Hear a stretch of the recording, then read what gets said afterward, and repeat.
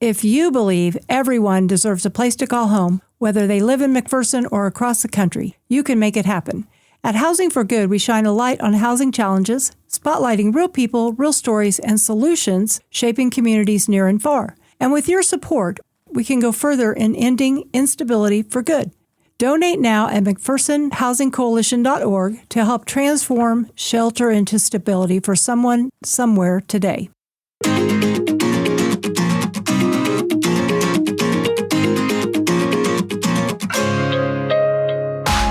Welcome to Housing for Good, a podcast dedicated to housing topics and issues affecting our communities in McPherson County and beyond.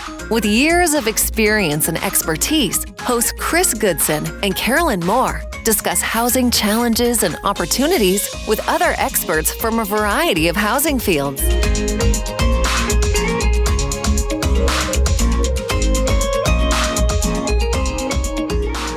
Hello, and welcome to this week's episode of Housing for Good. I'm Carolyn. And I'm Chris. All right, so Chris, for news this week, we've still got Brush Up Mac we are asking homeowners and volunteers to start filling out those applications. So the deadline for homeowners to have their form to us is March 20, and we've already gotten some.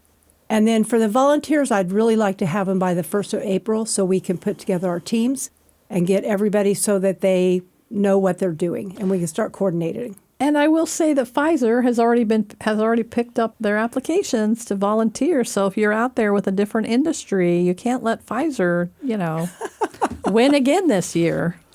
Pfizer is an amazing, they are amazing organization. Yeah, and they are. They're incredible. So anyways, I mean, not that we don't have other incredible ones, but they're the most incredible at this point. Yeah. They're the ones who they actually not only volunteer, but they donate toward Brush Up Mac, so it helps us to be able to buy supplies. And I mean, it can get kind of expensive with that program with some of the things that we do. Yeah. So anyways. Well, and the other thing I'll say is they have the largest team so far of industries, but we have a couple others that are coming along. So yeah, let's come along. All right, what else do you have for news? I have a couple things. So there's a story in the AP. It says, for more than 2 decades, the low rent on Marina Malakoff's apartment in a blocky affordable housing development in L.A.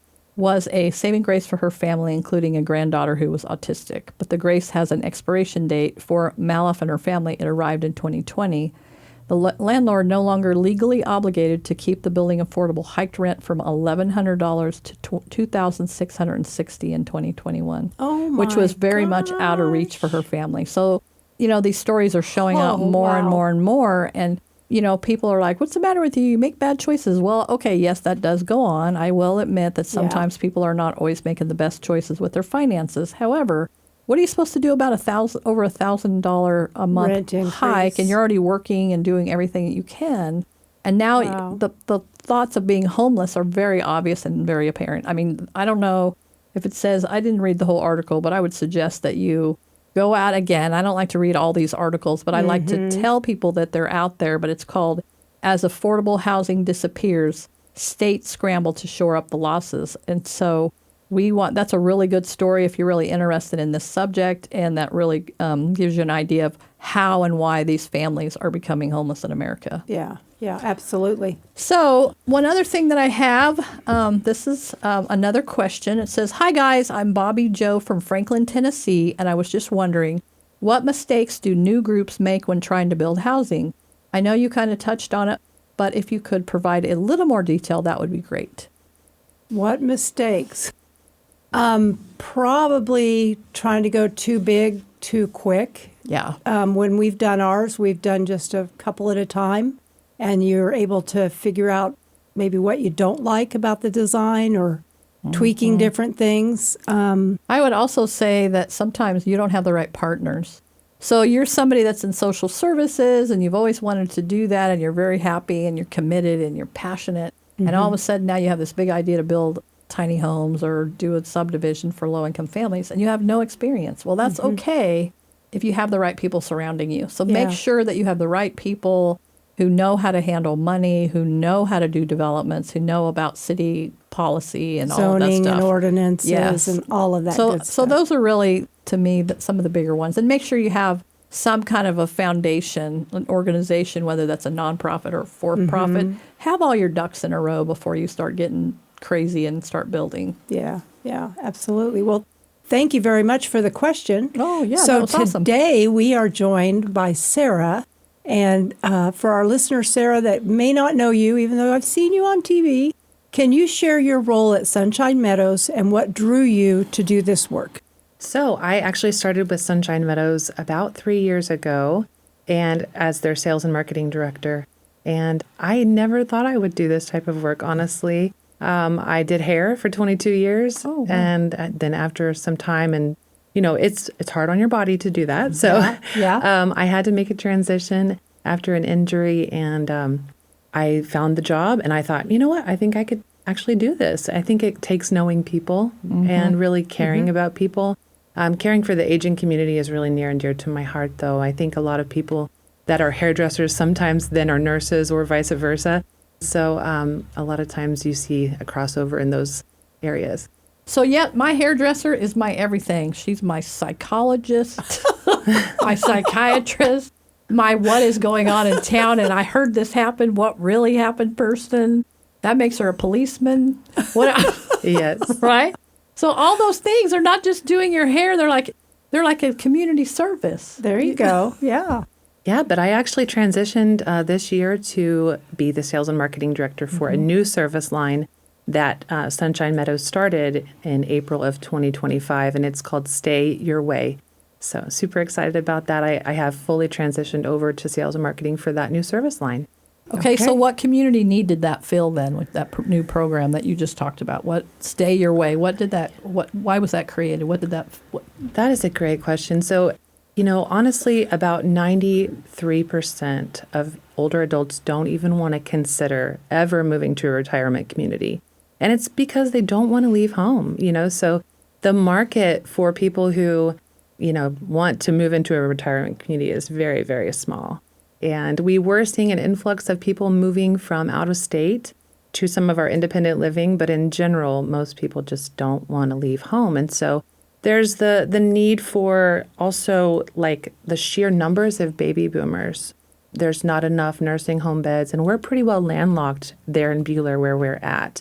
So we wanted a way to be able to serve more people and to be able to meet them where they're at and where they want to be, which is at home. I'm curious about, is this a new phenomenon that people don't want to go in nursing homes, or has this really been going on for a long? I mean, I'm seeing it more and more where more and more. My parents have no way they're not going into anything. As long as they can be in their house, that's what they're doing. I don't think it's new at all. I think it's becoming more talked about.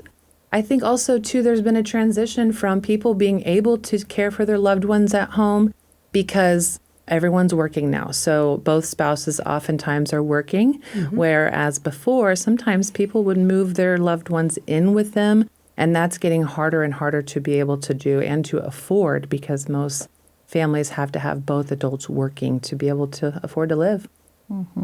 So how does this program fit into the broader mission of supporting families in crisis? Because I'm sure that when you are thinking about moving your family member into a nursing home, it's a crisis. Something has happened. Correct.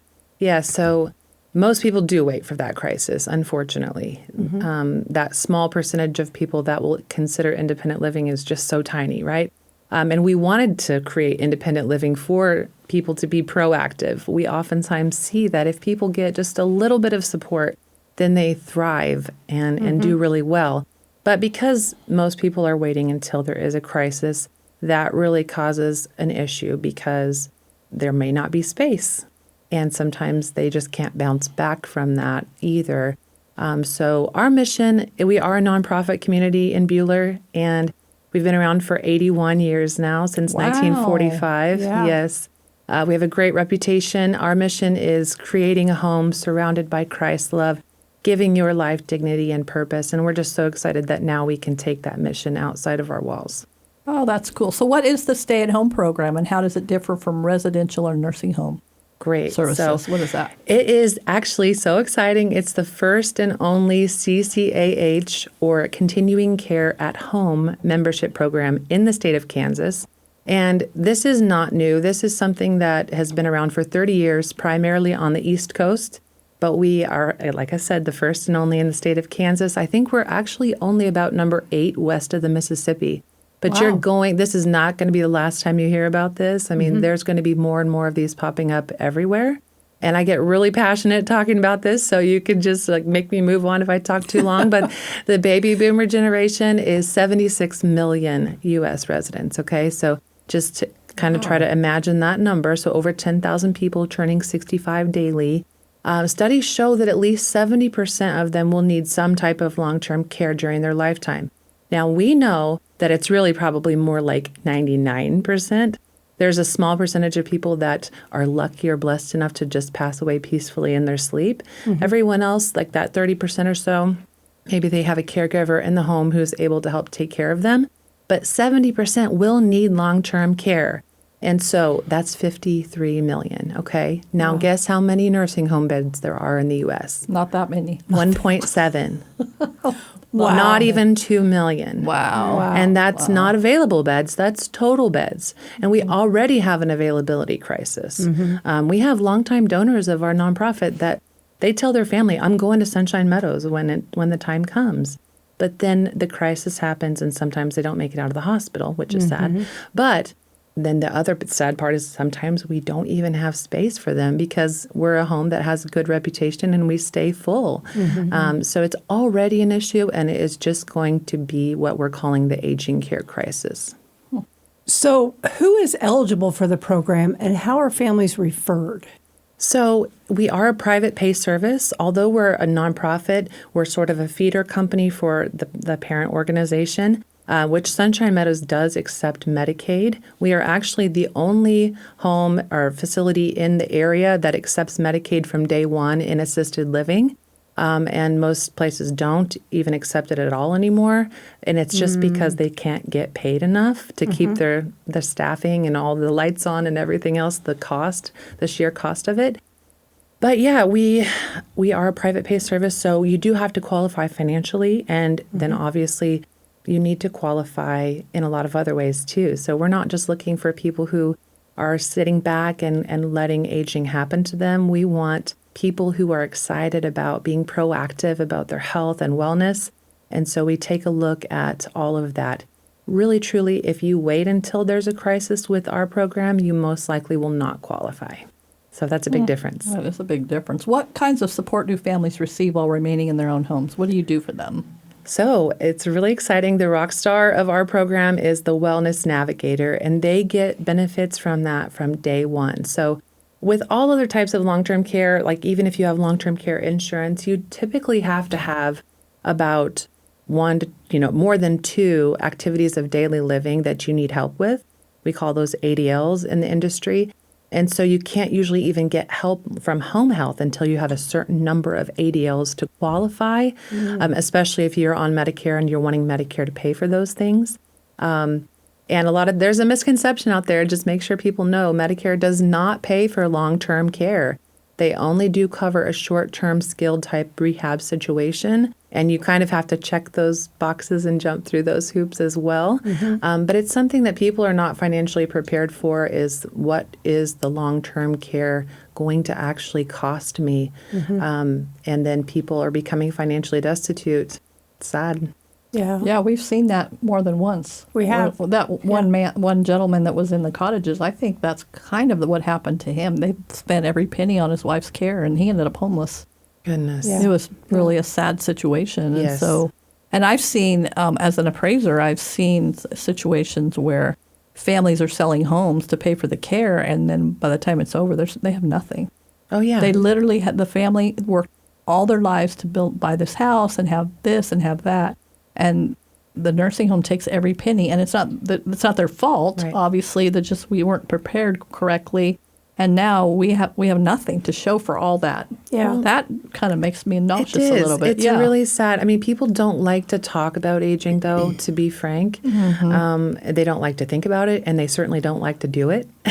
So that's what makes it challenging. This is something we have to face our own mortality if we're going to plan ahead. But it is very, very important because it does leave people in a very sad situation which is why we're a nonprofit and we try to improve the quality of life for those who are on Medicaid in our home. And so they can still have the same things as those who are private paying. But we see it day in and day out there where people come in, they have this great nest egg, but when you're spending $12,000 or more per month, you're busting through that nest egg really, really quickly. And it takes hardly any time at all, really, if you think about it. And an average stay for a male in a nursing home is 1.7 years, and for a female is 3.9.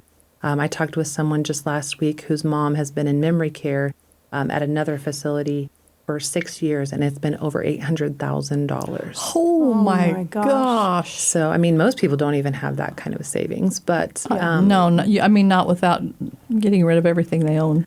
What is great about our program is it's a capitated financial model. So if you qualify, then you can actually pay sort of ahead in today's dollars and at today's rates, and truly at a fraction of the cost as well. Although it is a chunk of change up front, it still is a whole lot less than what you would be paying if you're having to move to a facility. And then don't get me started again on, is there even going to be space for you in a facility? Yeah. So could you share a story that illustrates how the stay-at-home program has changed a family's trajectory? Oh, I like this. So we actually have one member who, he's 68 and he's still working. He had some health conditions that kept him from qualifying for long-term care insurance, which is really hard to find these days. A lot of insurance providers we're talking to are saying, we are not even selling it anymore because it's just too unaffordable. And it doesn't have very good coverage anymore. Now, there were some good policies in the past that were amazing, but I'm sorry, I forgot what's the question. So how has the stay-at-home program changed the trajectory of a family's life? Thank you. I get off on bunny trails. But our member, he was not able to qualify, but we were able to underwrite him. And so we're not an insurance product, although there's some similarities. So we were able to underwrite him, which was really exciting because now he has farm and land and assets and all of that. And so now he knows exactly what he's spending to the penny for his long-term care. And we did a quick a summary for 10 years on our program. His entrance fee, which is based on his age at application, and 10 years of his monthly fees is less than 1 year in a facility. Wow. And he's getting those benefits from day one. The Wellness Navigator, their job, they join while they're independent. So they're just kind of getting to know them now. But essentially, their job exists to keep them safely and successfully at home. Our job is to be proactive and to really keep them strong and healthy and independent as long as possible. And then once they do have that senior care need, we are coordinating up to 24-hour care in the comfort of their own home so they never have to move to the nursing home. So that really would be a success that you'd be proud of, is that's what's happening with these people. They're coming in, you're able to keep them healthy, maybe keep them out of the home longer. Yes. I mean, that's a huge success for everybody. That's what I would want. Yeah. Well, and then there's the dignity piece, too. Like my grandma is actually one of our members, and she was really excited about it. I presented it to my uncle, and he seemed a little hesitant. At the end, she said, "What do you think?" And he's like, "Sounds good." But then she said, she knew exactly what I was thinking. And she said, I know you guys would do everything in your power to take care of me if had to. But she said, I don't want you to. She said, we're talking about senior care here. Those activities of daily living and the reality of what that looks like is kind of hard to think about and talk about, but we're talking about toileting yourself, showering yourself, dressing yourself. She said, I don't want you guys to do that. I just want you to come and be my kids, visit me, leave all the rest of that to the professionals. And it really just allows sons to be sons and daughters to be daughters again and not have the stress of that. So it's a gift. Yeah. So what are some of the biggest challenges families face when entering the program? What's the most difficult? Is it the financials piece of it? Is it trusting that they're going to need this in the future? What is that? Yeah, I think that the fact that it's so brand new, it's kind of hard for people to wrap their head around it, right? And so it's my job to educate people about what this is. Programs, like I said, have been around for 30 years, and they are successful. That we did a study when we started over the last 15 years of these members in these programs, and less than 3% ever had to move into the nursing home. So they are successful. They are very successful at keeping people at home. And if that were to happen, it would just be a real safety issue for the person, maybe for the person or their caregiver, that we would ever consider that. But if we did, then the program would be paying for that cost. Because again, it's capitated financial model, meaning they know exactly what they're spending, and any unexpected costs the program covers those. So it's exciting. So what barriers exist in delivering this kind of support? I don't know. I mean, I feel like because we partner with so many other home health agencies, I don't see a lot of barriers. I see a lot of potential, of growth. You know, everybody has staffing issues, but that's why what we do, sort of navigating all of that for our members, is going to be such a neat thing, because when people try to navigate that stuff on their own, it's really challenging. Very, very challenging. And so not only that, but if it's something that Medicare does not cover, a lot of times it's more expensive to pay for that than a facility, even upwards of double the cost. And so having our program to be stepping in and paying for those things is a really good benefit as well. So one thing I've heard from people around town is if they go with a specific agency to help them with doctor's appointments and transportation, they no longer can go to their doctor. Do your participants get to keep their doctors? Yes, they are fully in control of all of their choices, all of their decisions. They get to keep their own doctors. They don't do any of that. And I will say, a lot of times we get the question, well, what if we do decide to downsize or to move to a slab home or even an independent living in a retirement community? And that's absolutely fine. You can actually still be a member of our program and do that. We have 2 members that live in independent living already on a community campus, and we expect to see more of that because they've already downsized. They don't want to downsize again, you know, and they love their things and they want to stay at home for life. So yeah, it's exciting. So how has the program evolved? Are you seeing changes as you go along? When we did the Oak Harbor Cottages, our non-congregate shelter, we didn't really have anybody to talk to about it because it had never been done before. So we like to learn things the hard way. Gosh. Well, we were blessed with a consulting firm called Jordan River Living, who have created, I think, maybe 9 of these programs now. So they have helped us along the way. Of course, you know, we've paid them to help us so that we were not just like out there on our own, completely blind. But we also have our first, right now we have 12 members who are actually getting ready to be 15 after next week. So we are growing rapidly, but it's really cool. So I totally forgot what I was saying. Oh, she just wondered how the program had evolved. But it's only been around for how long? We launched in April, and our first members were in July. Wow, that's quick. Yeah. That happened really fast. I know what I was saying. Legacy members. I don't know how you guys do this. You're amazing. So legacy members. So our first 25 members, actually, we give them a discount off of their entrance fee because, you know, there's always those growing pains as you're kind of working things out. And we'll be growing and learning as we go along, too, because, again, once they join, they're independent. They don't need care yet. Yeah. So already we just have had one member need just a little bit of medication help, but typically everybody is not needing care yet. So our wellness navigators are just getting to know them. But it's important because we want to proactively approach their aging. We want people to be able to feel confident.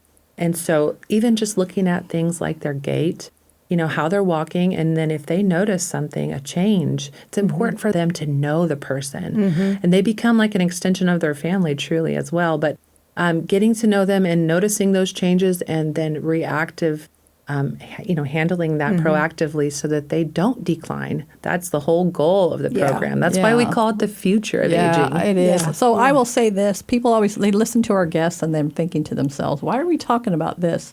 Well, it has to do with housing stability, which then goes along with our Housing for Good, because being able to stabilize seniors in their homes is really, really important. That's why we do Brush Up MAC every year. We keep lots of seniors in their homes because they don't have to worry about that small repair or their grass being mowed or whatever. And so that's why we do Brush Up MAC. And I will say that homelessness among our seniors is the fastest growing population in the nation. Yeah. And I don't know if it's internationally, but I know it is nationally, that because they lose contact with things, the rent is going up, all this crazy stuff's happening. And we're not prepared for that homeless population. No. We don't have the things that population needs. And so that's what's so cool about this program. It is really about housing stability for our seniors. Yes. And that's the connection that we have for you guys today. Yeah. Yeah, and our service area is 100 miles from Hutchinson. So that's what I was going to say a minute ago is home is where you hang your hat. It doesn't matter if you're renting or if you own or if you downsize. It's okay as long as we just can't be in a licensed facility and be on our program. But you wouldn't need to be. Right. Yeah, So- absolutely. So how can the community support Sunshine Meadows and the stay-at-home program? Well, I think just, educating people and having those tough conversations. I mean, housing is a big issue. We're talking about it in Reno County as well. I'm on a lot of different little committees and groups that we are facing these things, and it's going to keep getting worse. And so, keep talking about it. Keep, spreading the word and make your plans. It's hard to talk to people now about retirement communities because they don't want to leave home. But maybe if you have that conversation with your loved one and say, hey, how about if you want to stay home? But we can get you the support so that you don't just isolate and decline, but that you can truly thrive during your retirement years and stay there confidently. Yeah. So what do you think the future looks like for this program? Are we just going to continue to grow and grow and grow? Yes. I mean, you'll see more things popping up and you'll grow and there'll be other places. Yes, and we've different actually, things. we had a seminar here in McPherson a few weeks back, and we had another business come and they said, we're launching our program this year too in Wichita. Oh, wow. And so there's already one in the works, and there will be more. And it's absolutely necessary because just having people stay in their home and struggle through out of sheer stubbornness, or maybe just even the lack of their family knowing what's going on with them truly because they don't want to tell them what's going on. They don't even want to tell their doctor because they don't want to be placed in the home. Right. I truly believe that this is what like I mentioned, the future of aging, and we're excited to be a part of it and help people do it confidently. Yeah, that's really cool. I love this. Yeah, that I do they're too. able to keep people in their homes. My parents are so stubborn. We finally had to just say, look, we're going to help you whether you like it or not. You can't do this stuff anymore. Yeah. But it took a lot for them to even admit that they needed help. Yes. And, when I think about the people who tell me, well, I'll do this someday, this sounds great. Well, it's like, don't wait, because if you wait for that crisis, you won't qualify. And then when you think about the people that say, I'm never moving to a nursing home, that's exactly what every resident at the nursing home said as well. Yeah. And then it's the families coming in tears saying, we just can't do it anymore. It's gotten too hard. Yeah. The reality of that care is really, really challenging. So what keeps you hopeful in the work that you're doing? Oh man, I just love the people so much and the stories, and being able to extend those stories and extend their quality of life for longer periods. I feel like people are really getting into health and wellness, and we take a whole person approach at proactively aging. So we're not just looking at their health. We're looking at their social, emotional, mental, and even spiritual desires or needs. Whatever it is, that's really going to help them truly thrive. That's what we do, is come alongside them and help them do that. So how can listeners get more involved or maybe learn more about your program? How can they do that? Internet, Facebook page, where are you? We do have our website is stayyourway.org, and I think there should be a link on Sunshine Meadows page as well, but stayyourway.org, and we have ongoing seminars. So if you get online, you can RSVP for a seminar there, and it's under an hour. It's free to attend. It's a great way to learn more about the program and to see if it might be a good fit for you. I will mention, even if you feel like, well, I don't really have a lot of savings, I don't know if I could do this program. Well, especially if you own your home, then definitely come and check it out, because there's programs out there that can help you access the liquid cash that you have in your home asset. And so that's always a way to do it as well. So stayyourway.org. And if you don't see a seminar in your area, just let us know. Reach out and we'll What about a phone number? Some of us like phone numbers. Sure. Yeah. Yeah. It is 620-500-0104. All right. Thank you. Yeah. Okay.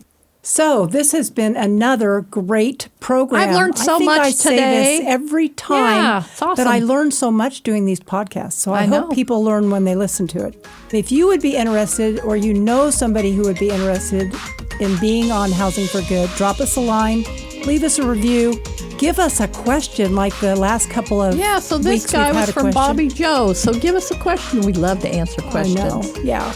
You can do all of that at housingforgood at mcphersonhc.org. Thank you for listening. And have a great day.